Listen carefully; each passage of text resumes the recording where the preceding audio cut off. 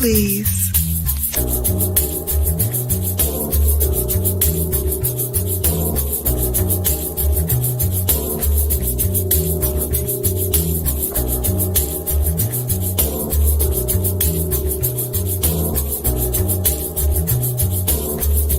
Hold, please.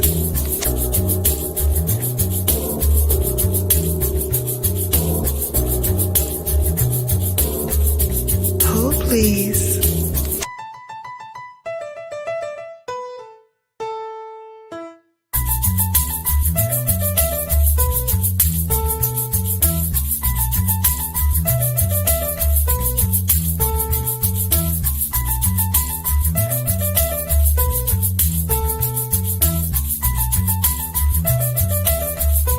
Hold, please.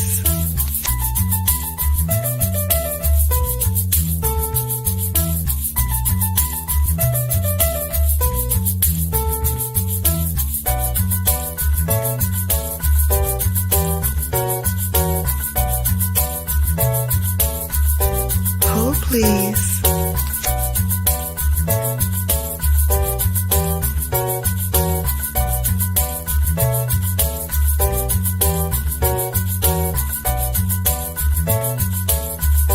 Hold, please.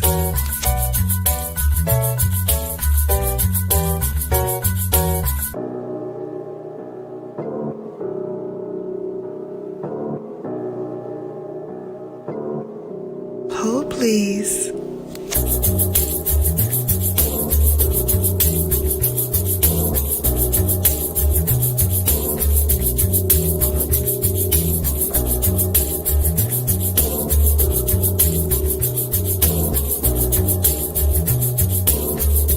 Hold, please.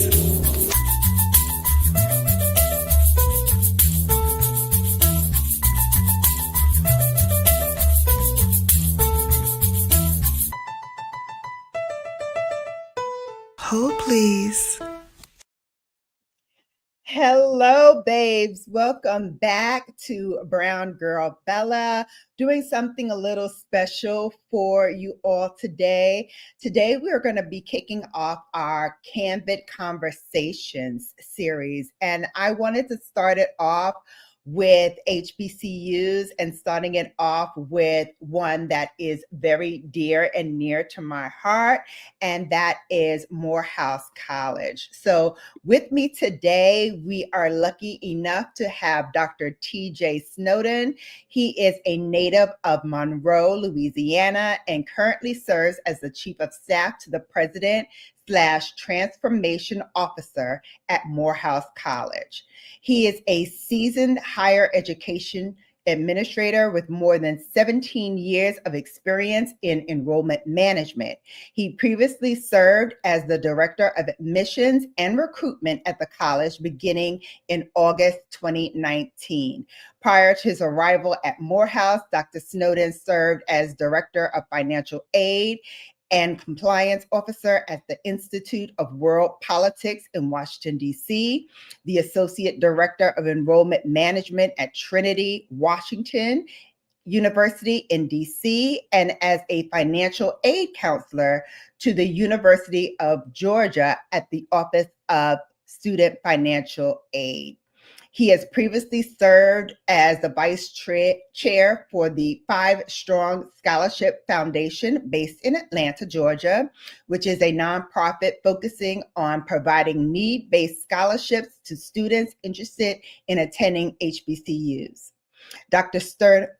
Snowden currently is a class of 2024 alum of Leadership Georgia, a leadership training program for young business, civic, and community leaders that have the desire and potential to work together for a better Georgia. He is a two-time graduate of the University of Georgia with degrees in sports communications and doctorate in student affairs leadership. In his personal life, he is married to the very lovely Dr. Leslie Nutter Snowden, an Auburn University and University of Georgia alum and vice president of business services at Kennesaw State University. So HBCU definitely runs in the family. Without further delay, I'm going to bring up for you not only Dr. TJ Snowden, but we also have with us Nubiology 101 and TC, the HBCU queen. So let's welcome them all to the stage at this time. Hello, everyone. I'm All gonna right. Hello. I'm gonna turn down my microphone because we keep hearing a feedback and we're not sure who has the feedback. So I'm just gonna turn down the volume a little bit. Hopefully it won't be too bad. So welcome. I see in the chat we have Rhea Sunshine, Tay Weezy's in here. A couple more people are in the clouds. So let me first welcome you, Dr. TJ Snowden. Thank you so much for coming. TC, I will have you unmute yourself and introduce yourself to the chat. Excellent. Okay. Hey, good afternoon, everyone. Well, good evening. I'm sorry, this is evening time, and I hope everyone's day went well. I'm kind of like, I'm this Morehouse man. He came in, and you know how someone just takes your breath away. And I'm not a groupie, okay? I'm not a groupie. However, just like Brown Girl Bella just mentioned, uh, Morehouse, we're doing this virtual tour, HBCU virtual tour, and we had to, and I mean, we had to, it was a must, pay homage. We had to make sure that we pushed and promoted Mother Morehouse first, because Mother Morehouse is one of its kind throughout the world. It's the only one of its kind in the world. This is a Black college that's been around for over 100 years, educating, informing, nurturing our Black men. Okay. And so and then of course, my father's a graduate of Morehouse. So, this is very much, right down my alley. And we had to make that we did Morehouse first. Okay. So I am honored, and this is a privilege to, be able to do this on behalf of my father, Brown Girl Bella, your son, the brother that's sitting here with us, Nubiology. She is a staunch promoter of HBCUs. So, she's going to chime in on her input.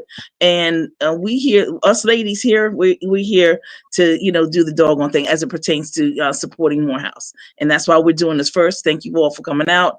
And Nubie, do your thing. Nubie. Well, first of all, thanks for having me. I am so glad to be here. So honored to be sitting in the presence of royalty, if you will. Okay. I don't have a whole lot to say just yet. I will say this. I tell my supporters on my channel all the time, I always close out my show by saying, learn things. But I try to tell people not to be the smartest. Don't ever try to be the smartest person in the room, because you can't learn in there and you can't grow. So tonight I'm here to learn things. Okay. I love it. I love it. Hey everyone, I see more people are coming into the live. Hello everyone. Thanks for coming. Thanks for joining. Don't forget to leave a like for this and share it out to everyone in your network and let them know that Brown Girl Bella is the place to go for everything, including Candid Conversations now. So let's begin by talking with Dr. Snowden. And as I alluded to, I do have a Morehouse story to share. And I will start by saying that I had always wanted my son to go to Morehouse, right? That had always been a dream of mine. But as they grow older and as they get wiser, they start telling you kind of what their own decisions and feelings lie when it comes down to going and or attending an HBCU. And mine was no different. I am a member of Alpha Kappa Alpha Sorority Incorporated. Actually, happy Incorporation Day to my sorority sisters, because today is our official Incorporation Day.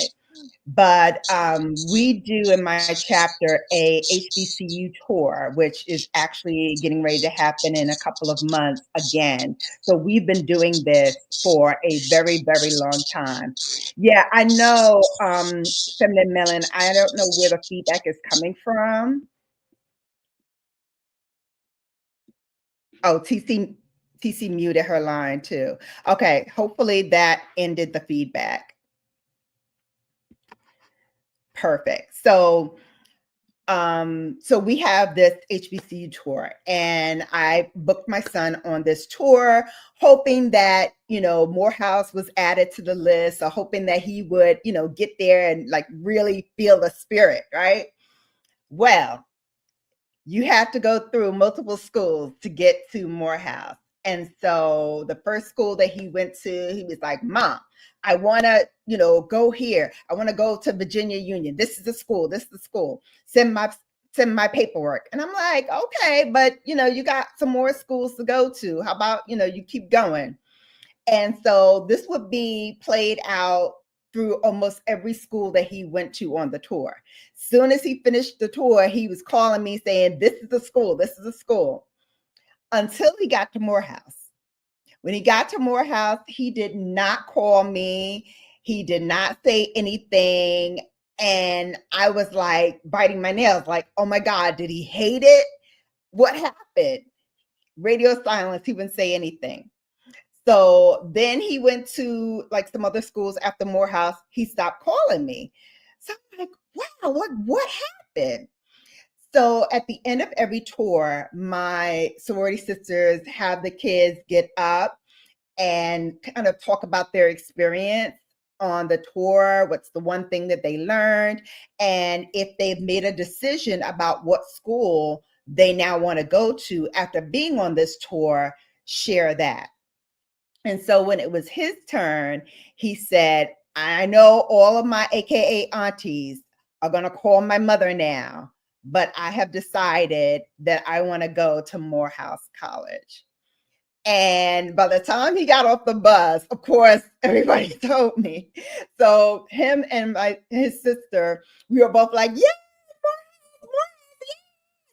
and he just shook his head. He was like, my aunties can't hold water. I knew they were going to tell you. So that's how he made his decision to go to Morehouse. And then there was another part of this, which you probably are very well versed in this, and that is the parting ceremony that they have at Morehouse. And I think a similar one is at Spelman as well.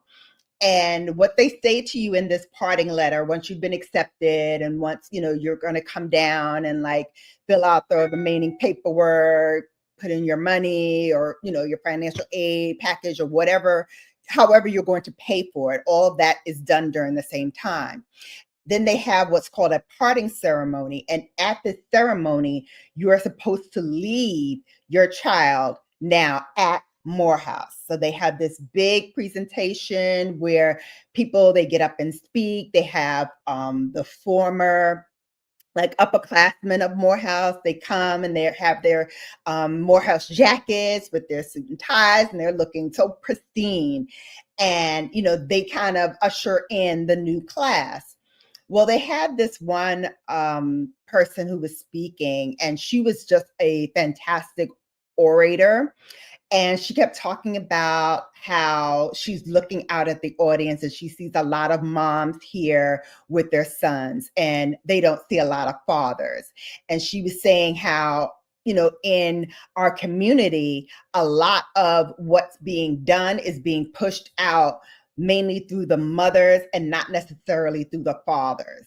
And so part of their experience that they're going to learn from Morehouse is how they're going to shape him into a man of Morehouse, which is what your title is after you graduate from Morehouse. So she kept saying that over and over, repeating that theme, how we're going to take your son and we're going to take him and do this and we're going to take him and do that.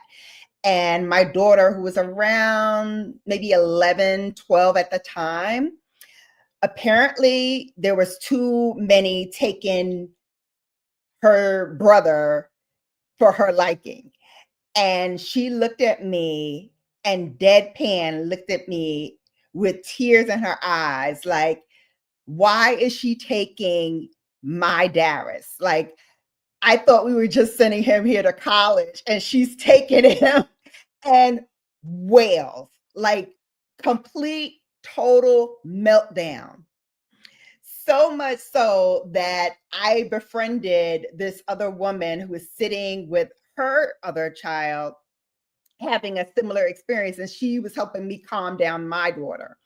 So all that to say, like, that parting ceremony was traumatic for everyone. And yes, we did not part. So you already know, Dr. Snowden, we did not part. Me and the lady from Chicago was like, you are not leaving us here without me glancing one more eye at that child before y'all say goodnight. So we stayed, and the guard who let us in was like, y'all mothers do this every year. No matter how many times we tell y'all to leave your sons, y'all cannot just follow instructions and just leave. And we were like, nope, we can't. So open the door because we all coming in. But Dr. Snowden, I will let you talk. And from your point of view, what does Morehouse have to offer? So, ladies, thank you first of all for allowing me a bit of time. Um, I've been in this game for about 18 years, and mind you, it doesn't look like it because I don't grow facial hair very well. So I'm all of 41 and look like I'm 25. So I would count that to good genes. Morehouse has a lot to offer, and similar to your son, I wasn't looking at HBCUs. I'm originally from Monroe, Louisiana, as you mentioned earlier. So the close, you toss a rock and you hit a HBCU within 200 miles. You got Grambling, you got Southern, you got Texas Southern, you have Jackson State, you have UAPB and a number of other schools in that small Arkla, Texas, and Mississippi area. And so that was something I knew. All of my teachers were, and coaches were all went to Grambling or they went to Southern. That's the thing, if you're from Louisiana. But I wanted to do something different, something big, something white, right? And that was just something I wanted to see outside of my own little comfort zone, my own little Black neighborhood, growing up on the south and east sides of Monroe.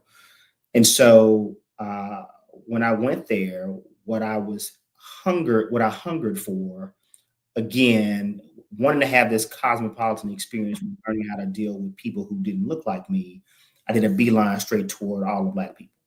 And so I pledged a frat, I'm a member of Kappa Alpha Psi Fraternity Incorporated. This is my 23rd year. Wow. But I, went toward where all the Black people were. I got you beat by a couple of years.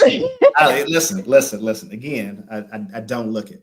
But I went and I went where I was comfortable. And when I finally made my way to an HBCU, finally made my way to Morehouse, it was within the first day that I was comfortable being where I was, right? And being with other young men, clearly who were much younger than I was, but they were the brilliant Black men, bright Black men that I saw myself as a 16-year-old, right? One of the things that, I now tell students and I wouldn't say it's a cautionary tale, but it's like, don't dim being young, gifted, and Black, right? Don't lean. If you have a standard that you are excellent in the classroom and outside the classroom, you should be willing to stand on that from high school all the way through the rest of your life. And when you don't set that standard or don't keep that standard, you're willing to have that standard set for you and by somebody else's rules.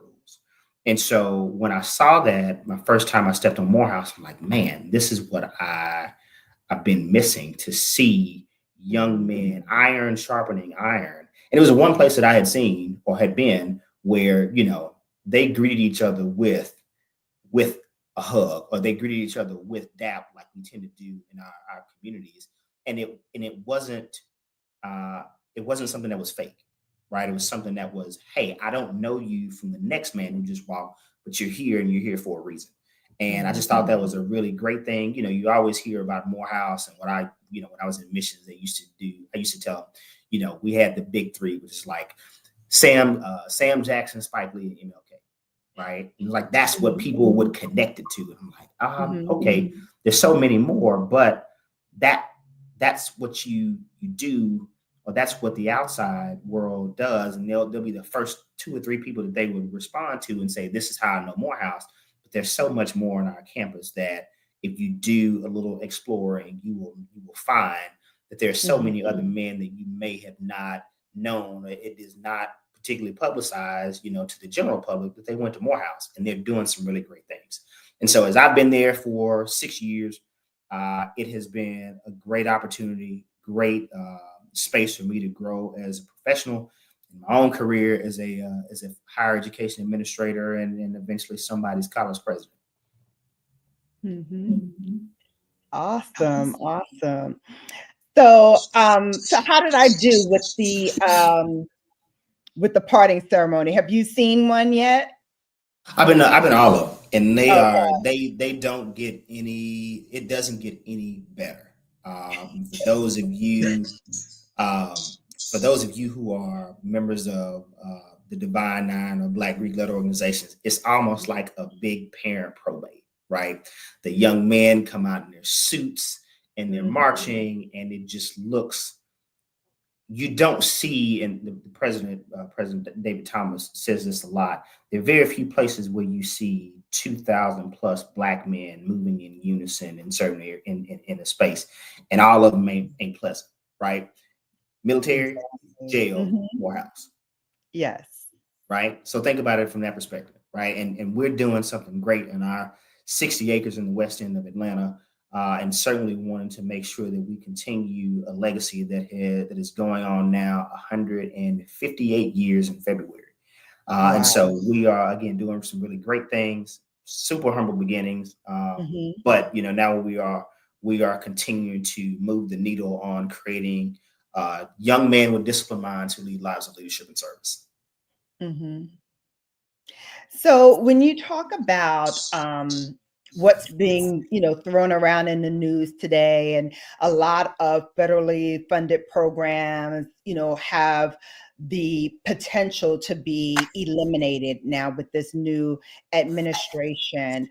What are you seeing from the HBCU perspective as it relates to all of these programs now, with the possibility that they may be defunded? How are you guys thinking about pivoting with this announcement, or are you thinking about pivoting? So we'll continue to teach and enlighten minds of young people, people of color particularly, but we're open for everyone. So it's not, just because you have the HBCU designation does not mean that the student, who identifies as something other than Black or African American can come to the college. But we understand that, this administration, we will work with our lobbyists and folks in the political arena to advocate for us. Now, that doesn't mean that we were not scrambling just like everyone else to try to figure out what's next, what's the plan, because before things were revealed, we thought that this would impact Title IV, federal student aid, student loans, Pell Grant, and some of the others. It would impact things like work study. Also, our TRIO programs, which are federally funded programs that expose students in lower socioeconomic areas and rural county or rural spaces to college opportunities. And so we were looking for other ways for us to fund those areas, and that may be reaching out to donors or folks who may be private donors or folks who may be interested in funding those programs and seeing those through fruition. until there was some level of a reprieve from the federal government, or if we need to keep going on this road and making sure that, when we go out to private donors or corporations, that this is a great investment for them to continue on with us.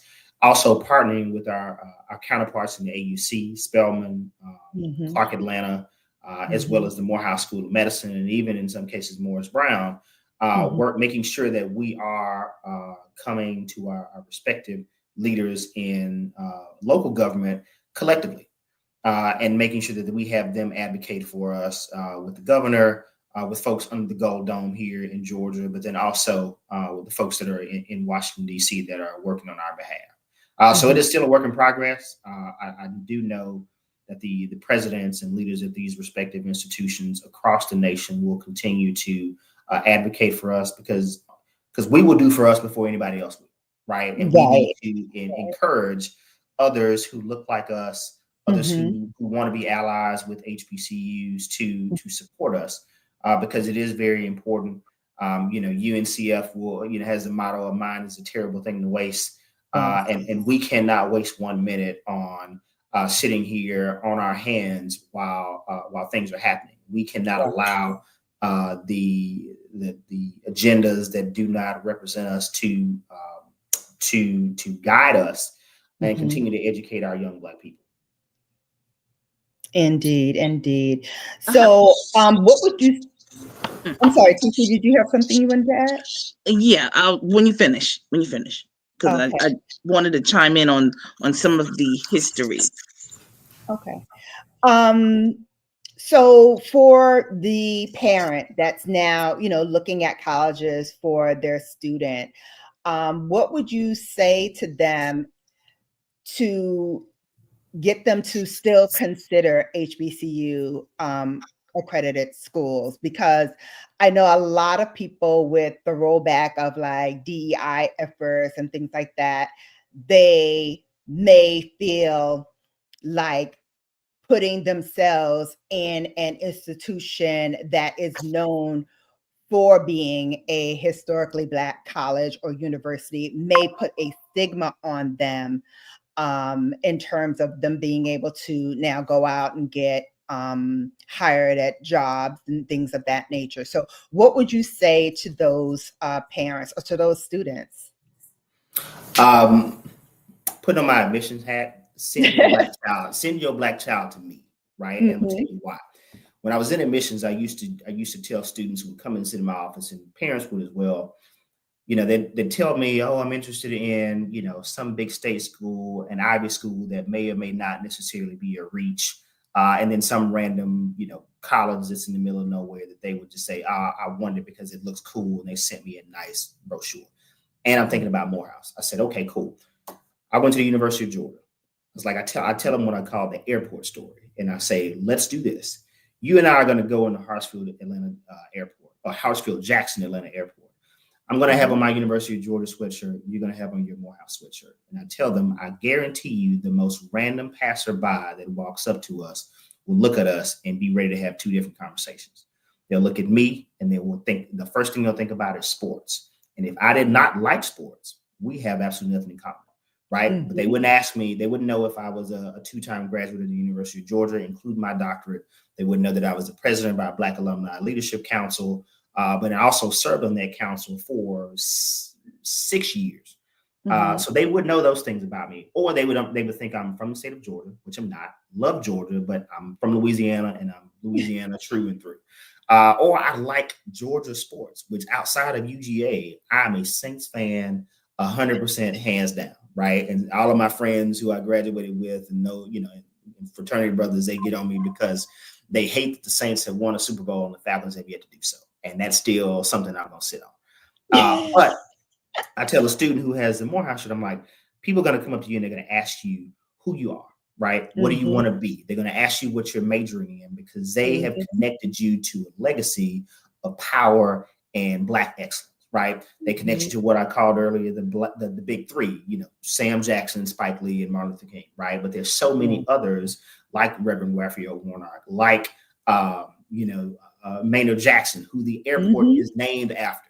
right? And so if you want to touch some greatness, all you got to do is look at Morehouse College, right? There And, you go. and the parent walk away and it was like, oh, I never really thought about it that way, right? Yeah. Because you look at where we're situated, you look at the neighborhoods, and your understanding of what you believe operational excellence and customer service to be at HBCUs. We treat our own work before we treat everybody else, right? Because we are so used to being mistreated by that one or two experiences where they just don't care about my money, right? You also don't know the people in higher ed, those folks that are on the front line are probably the worst paid people, and they're asked to be done more with less. So I think we all should give each other some grace when we're attempting to do this college experience thing. But I will say, if you're going to pay money for it, you're going to expect certain things, right? And I think, we should certainly hold our administrators feet to the fire when they are not properly servicing us. But also, these are people just like you who have kids that are going off to college. These are people like you who may or may not be living paycheck to paycheck. So I think we all owe each other some level of grace to kind of get through this process. Because this is mission work for us at HBCU. We're not about to break the bank in any shape, form, or fashion. And so what we are doing, the hours that we stay up past the 9 to 5 that we are actually asked to work, we are on behalf of those students. And we want to make sure that students and our families have a great experience. So your Black son, send me. Your Black daughter, you can send over to Spelman, or you can send them to Clark Atlanta, or all the other 100 plus HBCUs here across the country. Please make sure that you support, because there are certainly some gems there. And I'll even go a bit further. The network, the alumni base at HBCUs is similar to being a part of a Black Greek-led organization, right? We are there to help one another. And so when there's an alum who works at Google, who meets a student who is interested in computer science, who wants to get an internship at Google, it's not enough to say, let me just pass my resume on. I went to Morehouse. It's, I stayed in XYZ dorm. Where do you, here's some connection for us to make. Meet me at home. Meet me for lunch. Send me your email. It's not we're automatically making that connection because we know that there are folks in the corporate space, in business spaces, that won't do that for us. And that regardless of what color they look like. But when you find somebody that's a part of the village, I think it's very important that we continue to lean into the thoughts of Sankofa, which is reaching back and pulling up. Absolutely. Doc, you mentioned village, and I'm going to say that these two sisters right here are village, okay? And I want to say number one, first and foremost, how you and I met through my Aunt Mary, okay? Because anytime I mention Morehouse, of course, in lieu of my father, etc., my Aunt Mary is like, go to Dr. Snowden. He's the one. She's amazing. Let me just also say, and I thank God for her, and she's still around, but she's retired. Working with Brown Girl Bella and people in this area like Nubiology and myself and others that are in the chat here, because some are also all of them are content creators, and they all have different. They're all drum majors, if you will. Okay, in their own right. I just so happen to be HBCU drum major. But here's the thing. We have I think Brown Girl, we've sent like maybe 2 or 3 young people to college just by her and I's interaction and her, with her sorority, then her coming to Philadelphia. And, what was interesting was, I'm thinking that I'm going to introduce her, Brown Girl Bella, to people in Philadelphia. Well, come to find out, everybody that was here, hey, and they already knew her. You know, Right. she had an opportunity. Brown Girl Bella met met my boss, met, the mayor of the city of Philadelphia, which we're, go Eagles. Ooh, okay, I have to do that. All right, all right.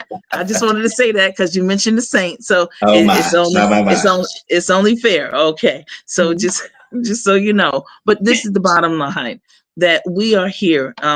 My supporters, my sisters, we have our brothers back, and we are about the business of making sure that people understand how important it is for Black men to teach, educate, be around other Black young men. And that over 100 years, if I'm not mistaken, Morehouse was founded, 1867, correct? 1867, correct. February Okay. 14th. So remember where we were in 1867 for such an auspicious occasion to occur, as a Black male, all Black men being educated by Black men. Think about 1967. You understand what I'm saying? So in 1867, the founders had the vision, just like the Divine Nine and other benevolent organizations. They had the vision. Okay. And so I'm just here to say that, to be in your presence, I'm not trying to, big up your head or anything like that, but why not? Why not? Why not? Why not big up each of our heads? You know why? Because it is important. You must understand that it's wonderful just to have this kind of conversation with you, because Brown Girl Bella just mentioned in the concerns that we have here in these YouTube streets about, the whole this whole freeze in the financial aid, the Medicaid, this whole new administration. So we have been talking about it, and so along with you giving us just a few tips on what it takes to get into Morehouse. And then of course, we can, we'll have numbers and all that good stuff to give out. Just give us a few little tips, but I just want to let people know that we're going to continue to support and promote our Black colleges, our Black institutions of higher learning, our Black organizations, because this is the time, y'all, that we must be tighter than tight. We must be. Okay. And I don't know, Miss Nubiology is being very nice because she's in Mississippi. So, you throwing around a lot of Southern stuff, and I'm excited about it because we're going to be doing Alcorn. We're going to be doing a lot of other HBCUs. And I appreciate you mentioning how many do we have now? 104, correct? There are 109. Official. 105? 109. 109. Yes. 109 HBCUs, historically Black colleges and universities that are, most of them are over 100 years old.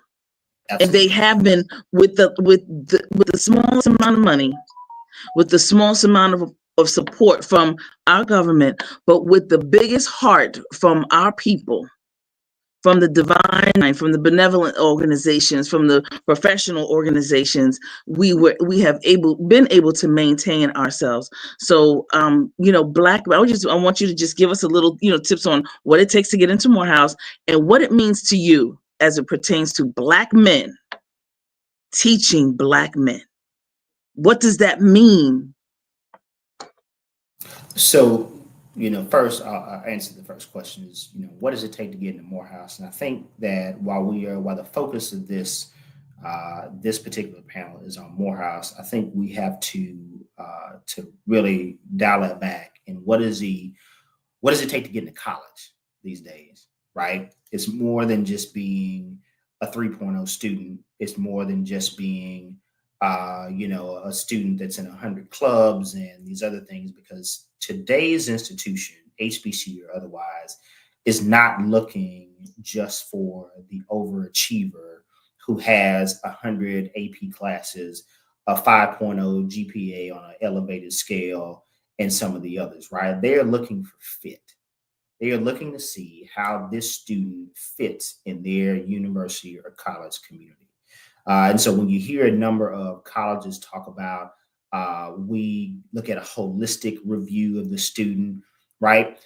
If a young man or a young woman is, or a young person is in 100 clubs at their school, how can they spread themselves so thin and be a leader in that respective club? There's not enough time in the day for you to be in those clubs. And I get it. There's some very driven young people out here who want to do more with most in what they have, but it's not feasible for you to do that many clubs and make an impact, right? We look for students who join clubs with meaning or play sports or some level that have a true sense or true passion for the work or that sport that they play.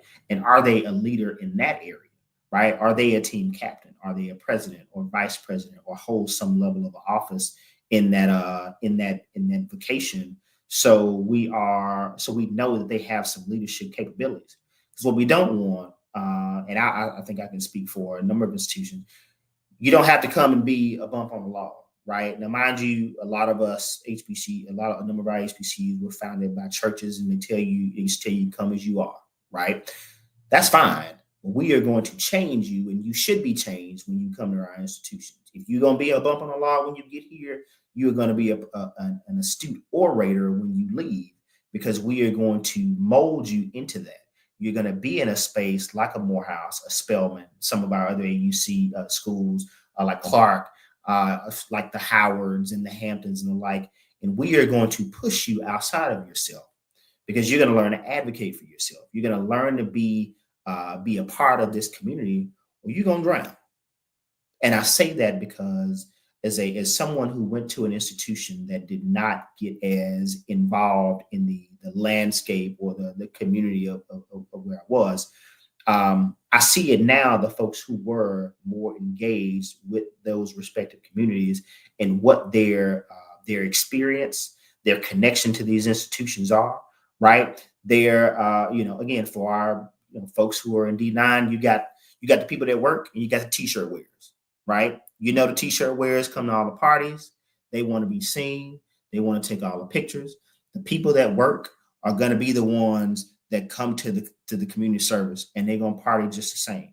They're going to be at the meetings. They're going to be in those spaces where opportunities happen, and they're going to be the ones that reap the benefit of those opportunities because they make themselves available to other experiences, right? Now, mind you, our students are going to have the scores, right? Because we want to see that they can excel in the classroom. A lot of our institutions are not doing standardized tests anymore because there's a notion that these tests are culturally biased, and so they do not have a true barometer of what it takes for a student to get to college, right? But we do know that there are some students who got to 4.0 is because they learn how to memorize information out of a book, right? And they may not necessarily have a grasp of the information, but because they can memorize it within an hour, they can go in that test, they can knock that out and get an A+.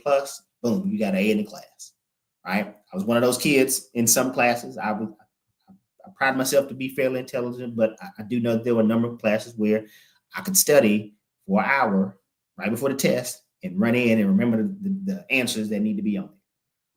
So we want to see a well-rounded student that understands that it's more than just what you have in the classroom. Because I will tell you this, and I just had this conversation with somebody earlier.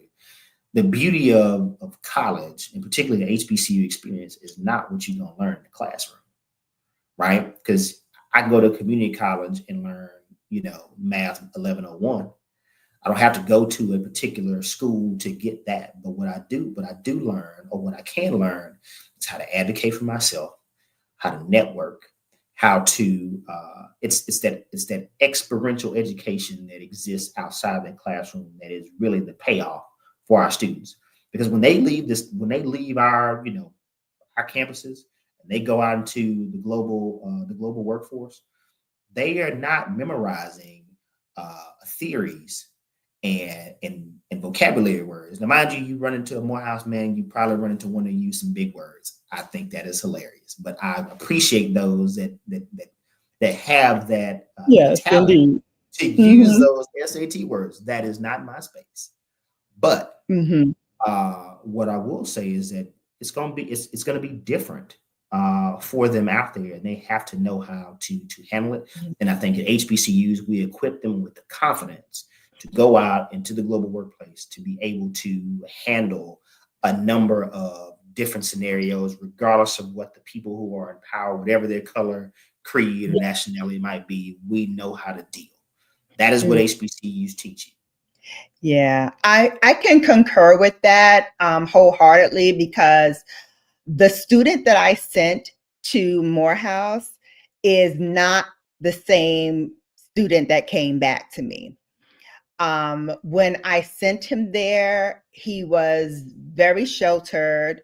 Um, I was newly divorced from my children's father, so I was doing the lion's share of everything myself, including sending him to college. Mhm. So we kind of leaned on each other a lot. Sure. And for things that I didn't realize in retrospect, I was doing a disservice by not having him learn and do these things on his own. But that's what I appreciated the most about Morehouse, is that the first year, yes, he was calling me often and complaining and, the usual things. Right, But right.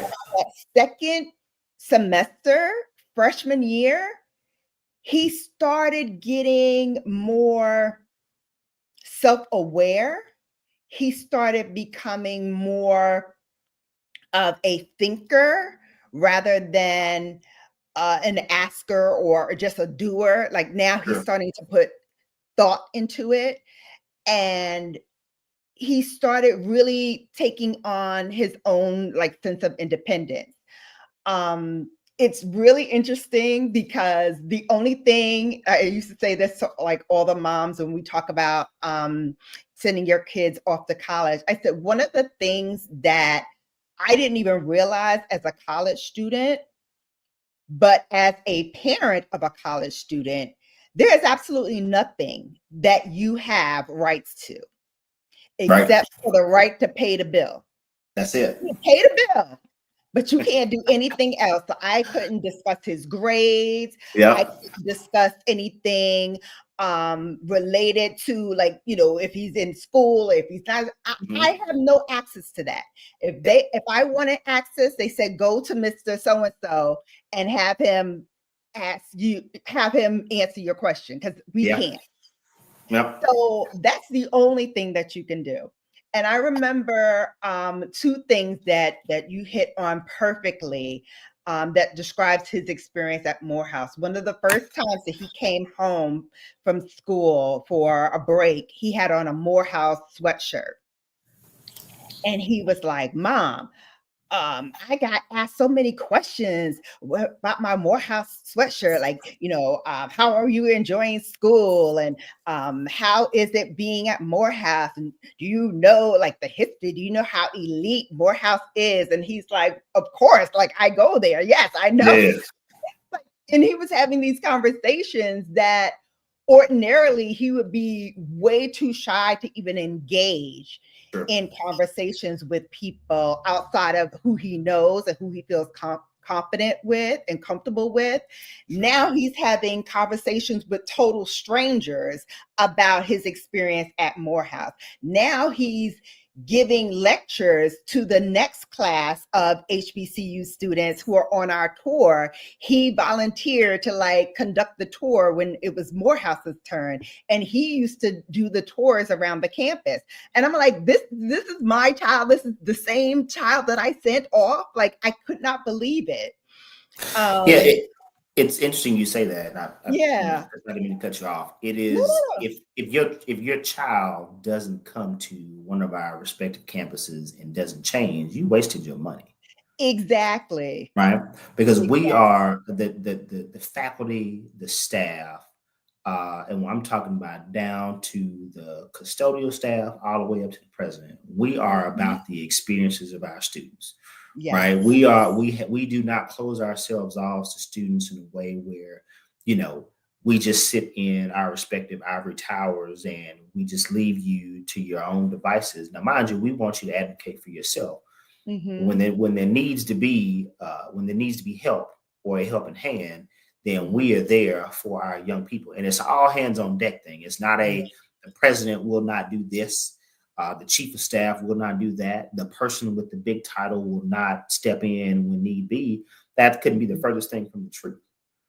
That is, it is our jobs to help develop these young people in a way where when they go out, they will extend the same courtesy to future students, to other young people, because someone else helped them.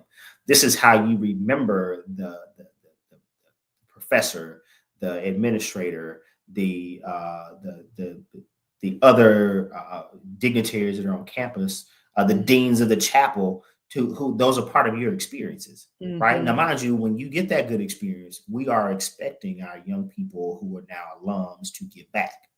Right, to give to our institutions, because again, you cut off so many people, the money stops flowing. Exactly. And that's at a number of schools, right? Especially these small, private, liberal arts colleges. We need our alums to have. Listen, don't. And I'm preaching here. Mind you, most of us were founded near or in or around churches, particularly Black churches. Don't pass the hat for us. That's not enough, right? If you are going to come to our institutions and go through our institutions and wear the t-shirt, go into the airport, you're going to be a part of our Black middle class, our 1%, then you need to give us that 10% too. That's right. Pay them tithes first, but get us money, right? Donate money to us so we can make sure that we can continue to educate our students in the same way, right? If you are going to come to our institution and get into that our kind of people space, you know what I'm talking about, then be willing to pay that back, because there are other students who want that. There are other students who want to be in a space where they are able to make living wages and not live check to check. And they know that the return investment from our institutions is much greater for folks who look like us, because we will take care of us when we put in applications, when we go out, when we go into these interviews, when we are going up for promotions. They see, and it doesn't have to be Morehouse to Morehouse. It's Morehouse to Spelman. It's Morehouse to Clark. It's Morehouse to Howard to Hampton. Even with their little infighting, we are about us, because there's so few of us that are in that space and that understand what it took for us to not only get to our institutions, but to matriculate and to thrive. And so I urge any HBCU alums who are listening to this live stream, whether now or when this is published, give to your institution. And if you're not, you should not think about it. You should go ahead and write that check, right? Yeah. And no penny is too small, no dollar's too great. Everybody don't have to write the Robert Smith check. Right. You don't. Right. You do not have to write a $34 million check to cover somebody's student loans. You can just as easily say, I got an extra $1,000 this year. Let me give that to that HBCU. Yeah. Let me give that to that scholarship fund. Right. Let me do that for those students. Right. Because we will thank you for that dollar the same way we will thank you for that dime. Exactly. And so I think it's important for us to continue to support us, because that is the only way that because we are not that far off from not being allowed into certain schools.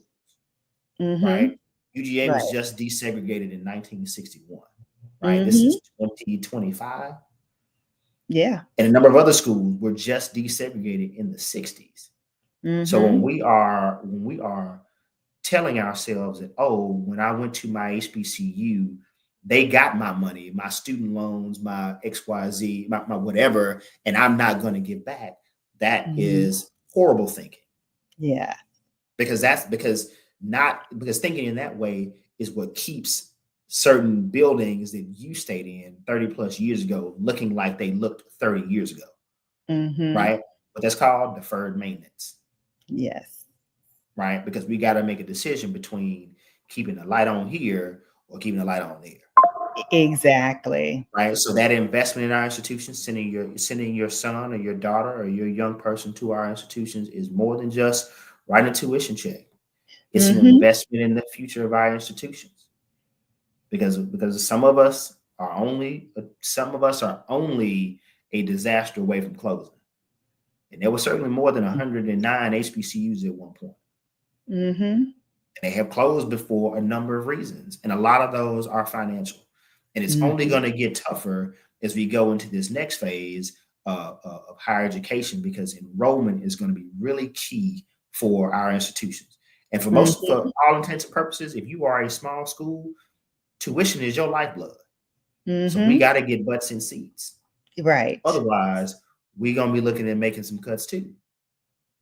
So when parents out there or folks from within the village, counselors or what have you, when you are talking down to students about going to HBCUs, you are doing that student a disservice.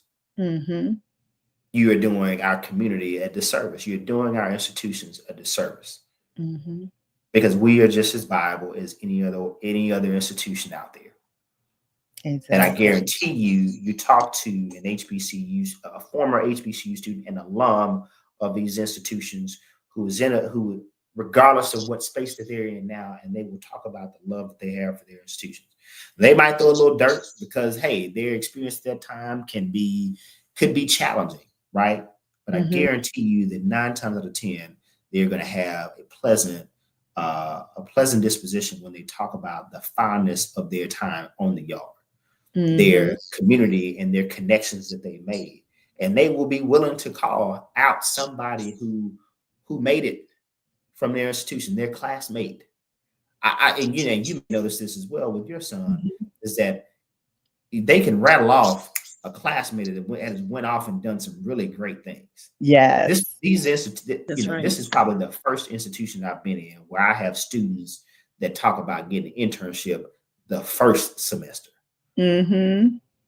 Yeah. They looking for internships to go, hey, I want to get an internship, because they are already thinking that much further ahead. Yeah.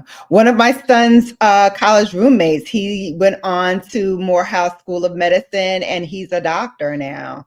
And with his own private practice, he got married, has a wife. Like, they are doing very, very well. And that's just one of them. Like, there's another one that went to college with him that's a lawyer. Like, they're all like in their chosen professions doing and excelling well. You can talk at any HBCU community. You can toss a rock and hit a success story, right? It's up to our institutions to be able to promote those success stories. So we have families, other young people who are interested in these spaces to come and think about our institutions. Because what we want a return on investment. We are not in a space now. We want to just go. And there was a time when students want to go just to get away from home and party, right? But because the cost of higher education is continuously going up and will not come down anytime soon, we want a return on investment. Right. We want to know if we're going to go to this school, we get out 4 and 5 years, and hopefully we can keep it within that 4 or 5 years, that there is a opportunity, a job, a living wage, some prosperity on the other end of that. Definitely. And I think that's important for all students and families to consider. Unapologetically prosperity. Absolutely. But what I'm loving about it is not just the prosperity angle, and that's important, but from my take, let me just give you my takeaway from everything that you all just said. And by the way, there is nothing I don't love about everything I've heard thus far, because I've worn many hats in my lifetime, and I still do. But the most important one was that of a mother of 7 Black young men. And what my takeaway from this conversation right now is that you care. You care so much that you were willing to come down to a platform with women that you don't know and not do it for a paycheck. You're doing it because you care. And that makes a huge difference to me as a mother, because when my children are under my care, I know they're going to get the love and they're going to get all the things that I Mhm. give them, but my big fear was sending them out into the world where people were there for a paycheck. So the I'm not going to call out any school names, but some of the places that we dealt with, all I was hearing was statistics and numbers and academic robots to turn Mhm. out, assembly line professionals. Yes. Because at the end of the day, that care, it matters to me, because at the end of the day, the doctor that comes through there with you, somebody who cared, a staff of people who cared and took time and looked at the people as people and not products and not numbers. Mhm. I don't want a doctor who came up looking at numbers and money. Mhm. I need him to care when I'm ill and afraid. I don't want to go to a doctor's office and feel like I'm wasting this person's time because he's here for a paycheck. Right. Does that make sense? No, Absolutely. that makes perfect sense to me, sis. That makes perfect sense to me. And that's another reason why I chose Morehouse too, because really for me, like the star status of it all was not what appealed to me. What appealed to me was that when I look at HBCUs as a whole, they all have that same motto, like, we are going to take your children who are children now to you, who you think can't do it, and we're going to show you that they can. They absolutely can. Doesn't mean that, you're cut off from them completely, because as I said, at the parting ceremony, we ain't parting, we still there. But I feel like that was the piece that my son needed. My son needed to know that even without me being his guardian, he still had a Dr. Snowden who had his back. He Right. still had that custodian that, helped him, like, with the extra, toilet paper that they needed, and nobody went out to get any. So, the custodian hooked them up with a little something, something so they can make it till they go to the store. Like things like that, like you just can't quantify that sort of intangible things that you're Hmm. only going to get from looking at somebody who looks at you and gets it. When Right. times are hard this week and they don't, they try to swipe for food and they can't do it, then their roommate is like, oh, I got extra, I'm gonna swipe for you. Things like that, Hmm. that you don't really get everywhere, but because they look like you, they are more inclined to help you because they Hmm. know, they come from a place of knowing. You know what, Brown Girl, Newbie, and Dr. Snowden, here in Philadelphia, we have every year, it's a fundraiser.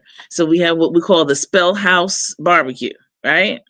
Mm-hmm. Now, this is one of the most amazing, outside of the Jiho, of course, it is one of the most amazing coming together of, sisters and brothers, and of course, everyone, from the different generations of Spelman and Morehouse, the Spell House. And when we have this particular event, people from all over come and they tell these stories about what you just said, that the coach, the person that was, I don't want to say the dorm father, or the person that was there that watched out for them, um and lent them $10. I mean, there are a plethora of different scenarios that, I mean, we can all, we've all heard, that we all know of. And nubiology, you hit the nail on the head. Definitely, you want to make sure that your child is so far away from you that when you put them in the care of another person, that person, it will do just as you would do, Mm-hmm. and you know that person cares from the heart. and of course you're not predicated by just these numbers and having to show off and clout chase in those types of ways. But no, they're doing it because they are wired to do those things. You see, so Snowden, when my Aunt Mary tells me about you, she talks about you like you are her son. You see, just like Brown Girl was saying, she talks about you in that manner, and it's family. That's the bottom line. It's a village, it's family, and we're here to take care of each other. So and we're going to continue to take care of each other, even in this second phase of democracy that we're living in. We know how to do it. Y'all, Generation X. Well, you Generation X? No, you're not. No, it's okay. That's all right. You're gonna be installed. I'm gonna an honorary. Honorary excellent. Honorary. I'm an old soul. You're an old soul, exactly. Yeah. And that's the other thing. When those young men go to school and they come home, don't you feel, Brown Girl Bella? Didn't you feel like your son came back with like an old soul type of presence, or? Well, he was always an old soul. Okay. Presence. He was more of those kids that was very thoughtful and reserved. So you could place him in a corner and he would just be observing everything. He was very observant in that way. Okay. So he was in a lot of conversations that he probably shouldn't have been, because he was just so quiet that he heard a lot of things going on. But I will say this one thing. He had this T-shirt that I hated when I first saw it, but then as time went on, I was like, you know what? That is absolutely correct. And I don't feel bad about it anymore. And I think you know what saying that is, Dr. Snowden, but it's a T-shirt that says, you can tell a Morehouse man, but you can't tell him much. I love it. Yeah, I'm very well aware of that. Yes. Now we have some scenarios. Newbie, you have your scenario. Sure. I texted to you, I think. Okay. But so I have a scenario for you, because oftentimes people think that Morehouse is an untouchable, and to a degree you want to be an untouchable, but not that type of untouchable. So I'm going to give you a scenario, Doc, because I know that you encounter a lot of people on a day-to-day basis, and not just here in the United States, but global. Absolutely. So I have a scenario. I might even put like a little accent to it, just in case you're not thinking that I'm being schizophrenic or anything. I'm getting into that mode. Okay. Okay. Dr. Snowden. I am a Nigerian mother. I'm from Nigeria. My husband and I just came to the United States about 35 years ago. Our children, we have 3 children. My son is the oldest. He's our heir. We have plans for him, and he has to, he's expected to do certain things, Dr. Snowden. We've been hearing, of course, we are expecting him to be able to attend the Ivy. That's because that we were told that that's where he's going to go. Cornell. He's going to go to Columbia. He's Harvard and Yale, Vassar, Dartmouth. However, my children have come back to me, and they are saying, and they want their father and I to meet these gentlemen, Morehouse, and now I'm meeting these gentlemen from Morehouse. This is my heir, and we're from Nigeria. We don't No, and that's not part of what we do. We don't know anything about HBCUs, historically black colleges and universities. So could you please just give me a little understanding as to whether or not this is the place for my heir? He is going to take over. Is Morehouse the place for him? Those conversations with parents, on a number of occasions when I was either the director of admissions or even now, those questions give me pause, right? Pause because we have yet to educate our families, whether they are from the United States or they're from other countries. We should do a much better job to make sure that they are aware of the Morehouse experience. Now, mind you, if that family has been here 35 years and they have not heard of Morehouse College, that is a challenge that the institution must undertake. But once we have gotten past that hurdle, it's about connecting them to experiences and opportunities for that student to be successful, that heir to be successful. So, the more the value or what we do at Morehouse is that we will, again, it's not about what we teach in the classroom because you can learn it anywhere, but what we teach you is that we teach you how to be unapologetically Black and strong and willing to go into any space, even if you're the only one, to be the one. And to walk like that, because people will notice you and your aura, that air of expectancy before you even open your mouth, and they will have already made a decision on whether they want to move you to the next level or if they want to keep you where they think you should be. And so I think it is valuable to expose that family to alums who are in the spaces that they believe their children should be.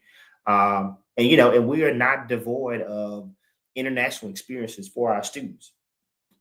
I've told parents when they say, well, Morehouse or HBCUs don't really have diversity. I was like, look, because 95% of our students on the campus identify as Black or African American does not mean they all have the same experience, right? I know some 1% students who come from families who have, considerable generational wealth. And I know some students who have seen some things, right? Who have been in some adult conversations that they should not have been in. Right. And so what we may be devoid of in color and what our society has been conditioned to believe that because these institutions that have been around, a number of them have been around much longer than HBCUs, because they are funded or have endowments of $1 billion or more, does not necessarily mean that they're the best thing for your child. Now, if you have an opportunity to do so, you know what? You should get all of the facts and make a decision that is best for your institution. But I guarantee you that dream that student has to get to the Ivy Leagues, Morehouse is an excellent springboard, right? You can get to Harvard law, business, med school from Morehouse. You can get to Columbia from Morehouse. You can get to Wharton Business School at UPenn from Morehouse. There's no platform too great for you to leap to with Morehouse as your base, right? And there's always somebody there that's connected. So it's not a matter of if, but when. And I think Morehouse is a great opportunity for any student. And again, it all goes back to the airport story, right? It all goes back to, if I'm walking in this airport and I have on my Ivy League sweatshirt and my Morehouse sweatshirt, how am I going to be viewed, right? Am I going to be viewed as a DEI project, right? Even though that's going away. Mm-hmm. Right? Am I going to be viewed as somebody who may not have gotten in on my merit, but had no idea that I was the valedictorian of my high school class, or that I had the same level of access to certain things and I excelled in those, but because I am not what you think I should be, that I don't get the same conversation as someone else who you believe should be above me. Mhm. And, if they want to come on down and they want to talk to me about it, I can talk to them about it. I can talk to anybody. Excellent. Well, Dr. Snowden, you said something. I don't want my son to be a DEI project. And so because at any point in time, as we see right now, those things can be snatched away. And so something just rang in my head when you said that. So thank you. I will definitely be rethinking Morehouse. Thank you. Newbie, you have one? You have a little scenario? I do. Okay. Oh, where did it go? Give me a second, you all. I'm sorry. And Doc, let me ask you this one: Biggie or Tupac? Which one? Cash Money Records. Louisiana. Cash Money Records. You know what? You Morehouse men are you're so predictable. Why did I know he was gonna say he was gonna own? And okay, I know that's right. There you go. Did y'all hear that? He said Cash Money Records. My home say, listen, when Louisiana, that music from New York and California did not travel as quickly as it did in certain areas. So we had Cash Money Records. We had No Limit Records when they put out CDs every week, right? And so, listen, we had that as a part of our culture. And when Biggie and Tupac, when they all were on Video Soul, again, I'm dating myself. They were on Video Soul before when Viacom owned BET at the time, and Robert Johnson was the CEO and founder. Yeah, that was how we got music from other places, right? And so, but they both have their merits, right? And both were gone too soon. So I will say that. Exactly. Thank you so much. Okay, Newbie. I had to throw that in there for Well, okay. He told us he was Louisiana all the way from the beginning. I already knew what that answer was getting ready to be. But okay, Dr. Snowden. Yes, ma'am. My son is a legacy. Both parents are HBCU grads. The problem is my son is lazy. With only a 2.5 GPA, he's a junior in high school, but he really wants to be a rapper. What advice would you give me?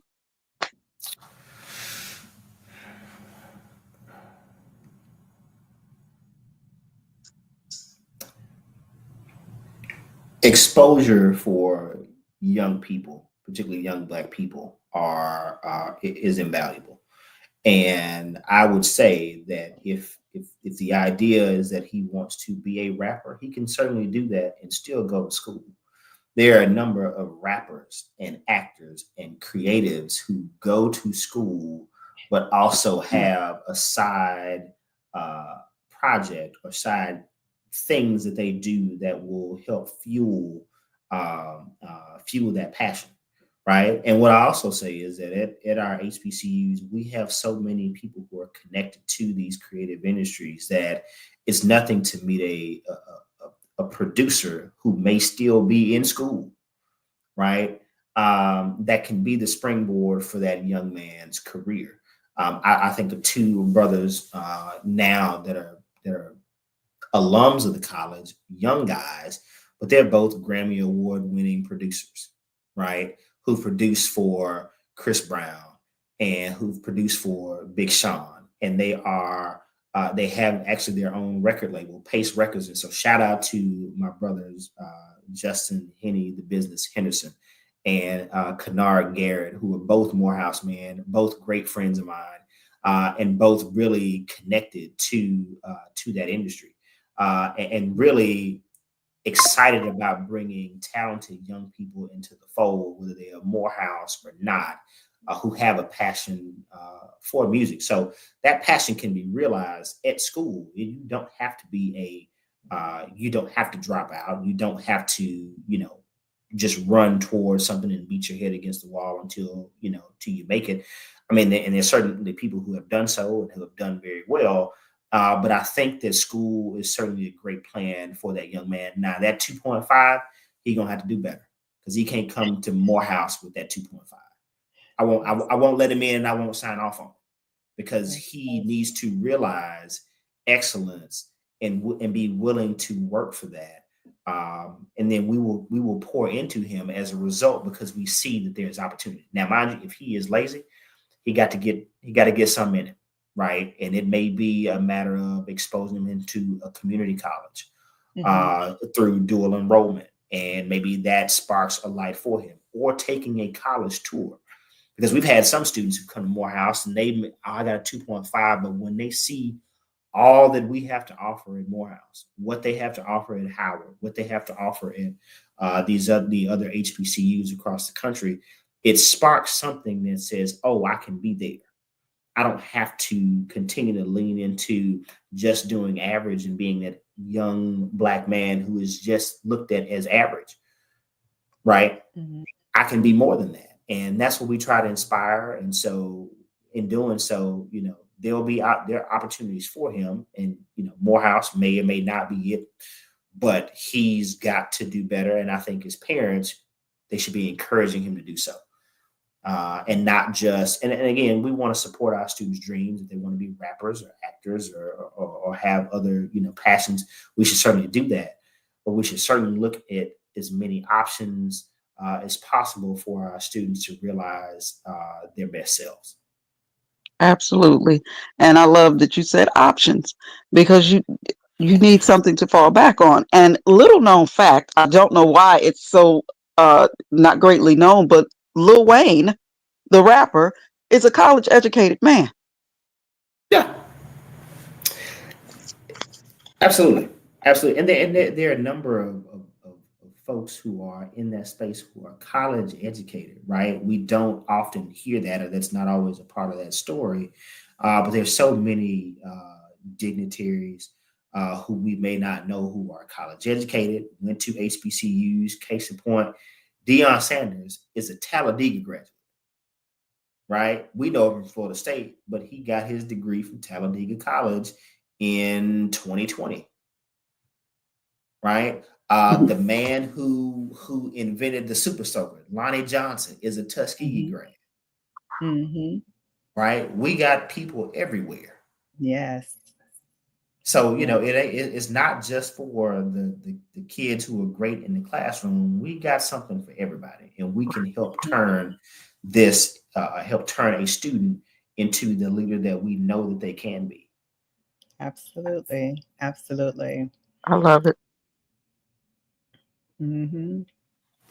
Well, I have, I guess, the last scenario, which I think is so aptly described a little bit of my own situation, even though my husband was not deceased, but it is a scenario where I am a single parent. My husband died in the line of duty. I have 2 children, and my son is the oldest. My son is a senior, and his GPA is a 3.9. With my husband being gone, I want to send my son to college, but I feel like, Atlanta may be too far away. So what would you say to that? You got to let him go. You got to let him go because he cannot replace your husband, right? And I think too far often we and it is not just for Black students or our particular race. It's across the board. Too far often we use or our young people step into roles that they are not prepared for. He is not prepared to be the man of your house. Right. Right. You send him to us so we can prepare him to be the man of his house, right, and his household. Mm-hmm. So those hopes and dreams that you wanted for you and your husband when you all were together, that is not his burden to carry, and it shouldn't be impressed upon him to do so. And so often, especially young Black man, we take on that role as man of the house, Right. Even if it was not a sign, they do that too. Right. Even if it was not a Mhm. sign, we take on that Mhm. role because Yeah. we have been conditioned to and spoken to is that we need to be the protectors of Mhm. the sisters and the moms and the wives and the Mhm. like. And that is very true. But if we are not allowed to flourish in a space where we can learn more about ourselves, we're gonna continue Mhm. to bump our heads and be those broken men who Mhm. have households when we are older, and not able to handle situations where things like conflict in the home or Mhm. or understanding what it means to be a man in this 21st century and be able to raise a family regardless of who you choose to be with, love, and the like. Mhm. And so I think it's important for you as a mom to send him to a place that is going to help him, is going to put him around other men, other Black men, other strong men, other thinking men, other Mhm. leaders to help him develop some of those skills. So when he comes back to see you and visit, not to come back home and live, but to come Right. back and see you, you see something different. As I mentioned earlier, if that young person is not changed when they come here, you've wasted your money. Mhm. Mhm. So I think it is imperative of you as a mother to allow him to have those experiences, because if you cut him off from those, he is going to continue to be the little boy that you have at home. And he may be 40 years old, but he's going to still Have you that see sense of you see them development. to connect to something. If you've seen the movie Baby Boy, right, Mhm. that is a Yeah. perfect example, Mhm. right? Never left Yeah. home, expecting the Mhm. mama to do whatever, but he's got his own family dynamic that is just as destructive, that is just as disruptive to his own, his own Mhm. familiar ecosystem, right? Do you want that, right? Because he gonna be eating your food and he gonna be Exactly. living in your house. And if you do get Mhm. another man, he is going to confront that other man because he believes that he's treated you in a way that he is the man of the house. So another Mhm. man who wants to date you, who wants to be a part of your space, is threatening to that. Mhm. That Mhm. is threatening his lifestyle, and that Yes. is not that's not a great way to build a man, let alone a Black man. Right. And so send him on Absolutely. down to the Atlanta University Center. Yeah. We'll Yeah. we'll put some good learning on them, and if it's not Mhm. the Atlanta University Center, it could be a number of our other 100 plus HBCUs across the country. But let him go and find out who he is and who he can be, or otherwise he's gonna be what the Otherwise, you're going to situation do what now? dictates. Say it again. I said, otherwise, he's going to do what now? I couldn't hear the last part. Otherwise, he's going to turn in what the situation dictates, and he will not have that desire to be more than your little boy. Mhm. I love that. I love that. That's the perfect ending to this conversation. I think that we've given a lot of moms who may be going through different scenarios, but we gave them a lot to think about. I hope in the consideration set you do choose to do an HBCU. I think it's valuable to connect with your community and see who does HBCU tours in your area. I know, for Brooklyn in my chapter, we've done it every year. Not only did my son go through it, but my daughter went through it as well. So both of them went through the HBCU tour and were given such invaluable information and enjoyed the time away from, mom's hovering presence, but in the knowledge that their aunties were watching them and they were chaperoned. And unfortunately, when my daughter went, my son was older. They're 7 years apart. So he ended up, going and chaperoning, which cramped her style, but it made us all very, very happy. His style was cramped, so he cramped her style. It just Cramped Exactly. her style.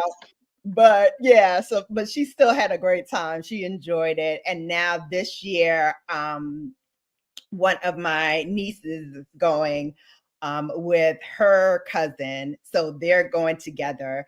And then one of my sorority sisters, her nephew, is going on the tour too. So they'll be like their own little clique together, which I Nice. love. And again, it's an invaluable training for them to have that little sense of independence, visiting schools that they might not have an opportunity to visit any other way.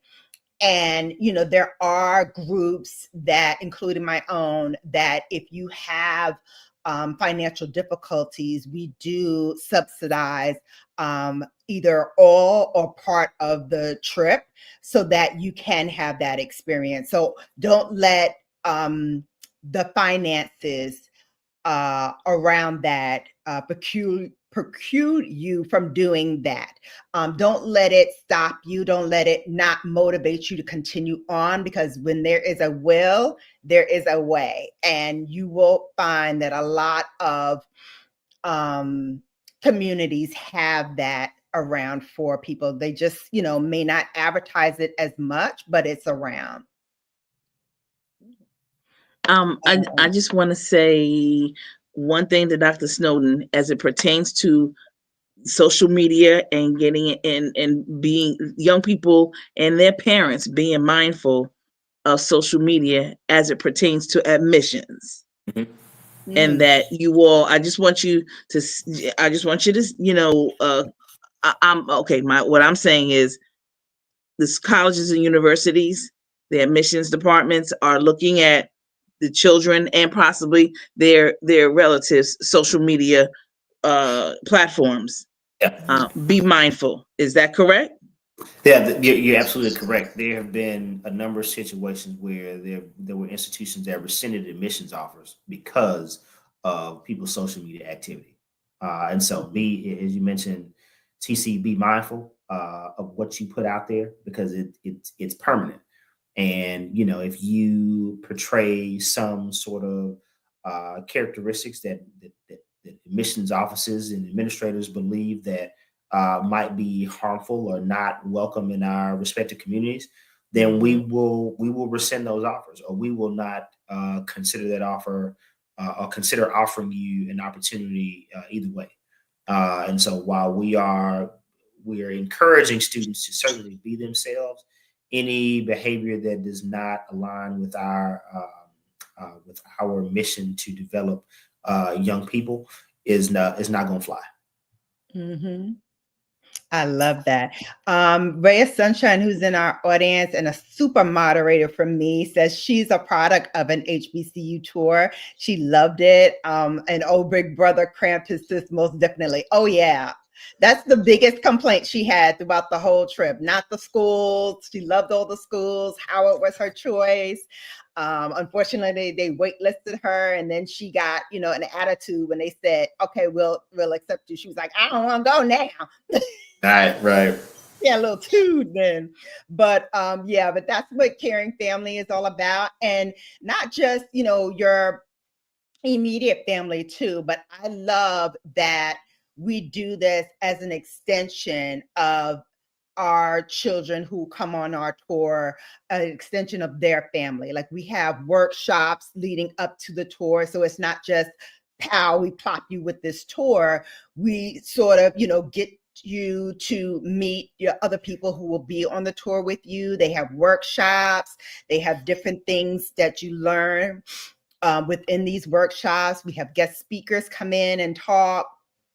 And so it's a real valuable experience for whoever is going, because it gives you a 360 view of everything that you're going to see and learn at these colleges and universities. Newbie, do you have any parting? Well, again, I appreciate being here. I have gotten so much, and I know I've been quiet, but I've just been absorbing.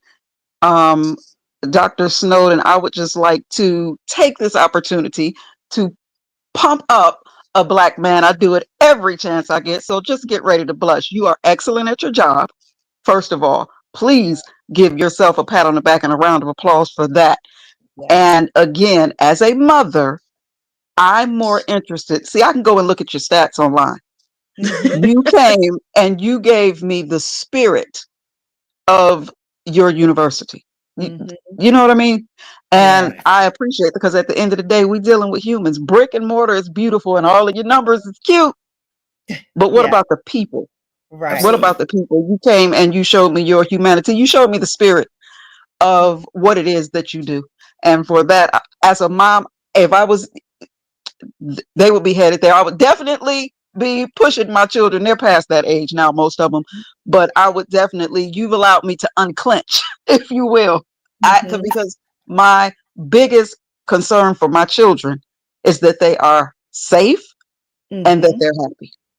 Yeah. And you have definitely, I'm quite sure, eased the minds of a lot of people who are considering sending their Mhm. children your way. So thank you for that. And thank you, Miss Bella, for having me. And TC, you are so effortlessly strategic. I know exactly why you wanted me here tonight. Yes, yes.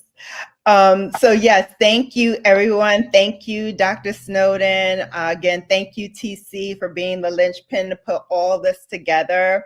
And Nubiology 101. Thank you, my sis, for coming in, listening in. Tell your circles about it.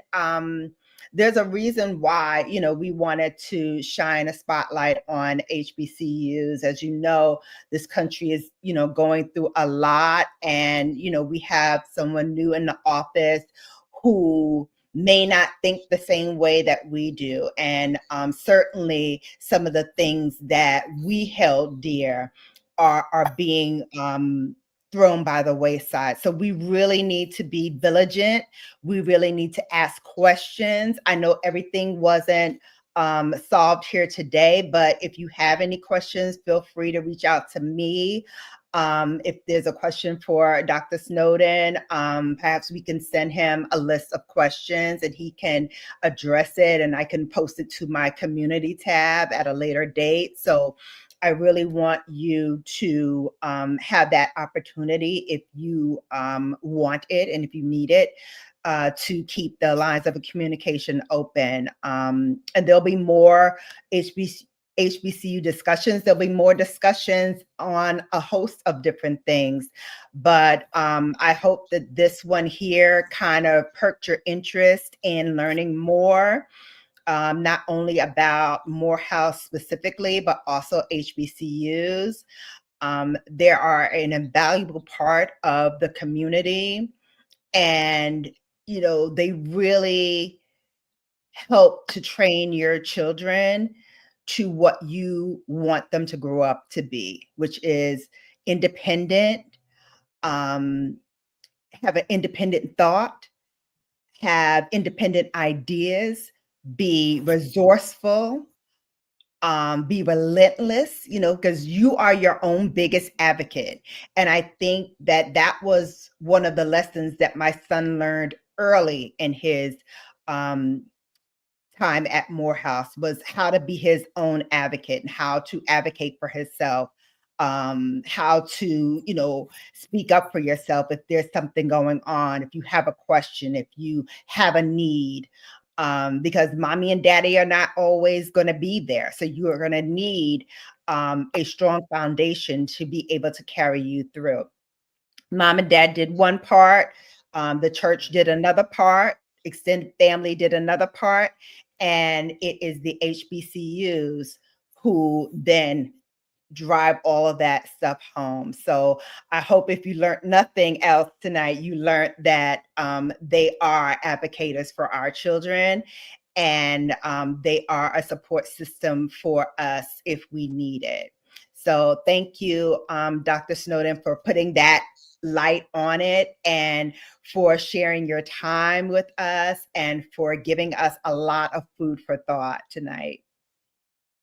And one, Doc, I just want to Yes. say this to you, and Brown Girl Bella, to you and your son, and to all the Black men that are out here. Thank you.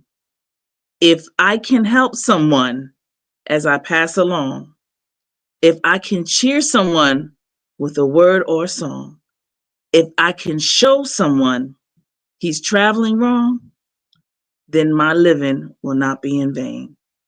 That's Dr. Martin Luther King, the drum major's instinct. We are all drum majors. And again, I want to say thank you, Brown Girl. You're a drum major. You do this very well. Thank you for hosting.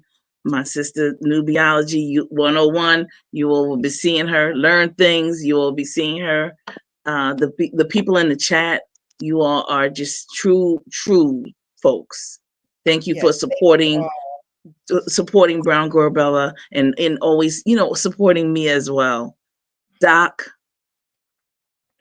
that's all. in the Thank you, spirit thank of you, thank Dr. King. Thank you. And thank there you you. go. And then you have the floor. No, thank you, ladies, for having me. Thank you for this platform, Brown Girl Bella. Please, a huge thank you to you as well. And if your son's ever around the way, please let him know to stop by the office. Will do. TC has my information. Miss Nubiology 101. Thank you so much for your addition to this panel and what you bring to the table. And kudos to you for seven children. Man, that's a lot. Yes. But I'm sure they are all Right. amazing Yes. people, and that is. Thank you so much. I couldn't even fathom.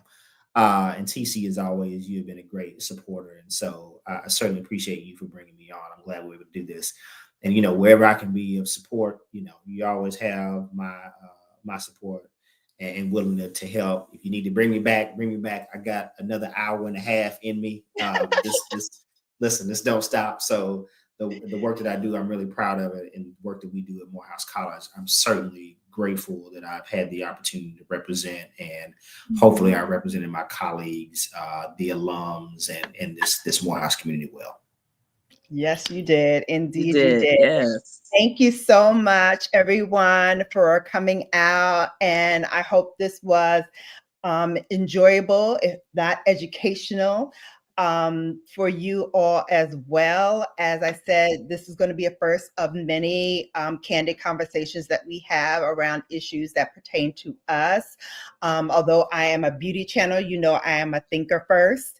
And so I love these conversations where we can get the in-depth information right from the people who are on the forefront and doing the good work out there. So thank you all for coming and sharing your time.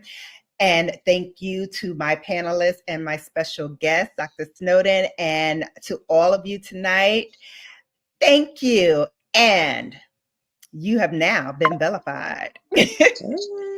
Thank you all for watching. Enjoy. Take care. And I'll see Take you care. all soon. Hey, Bye. Mama Wendy. Hey, Tita.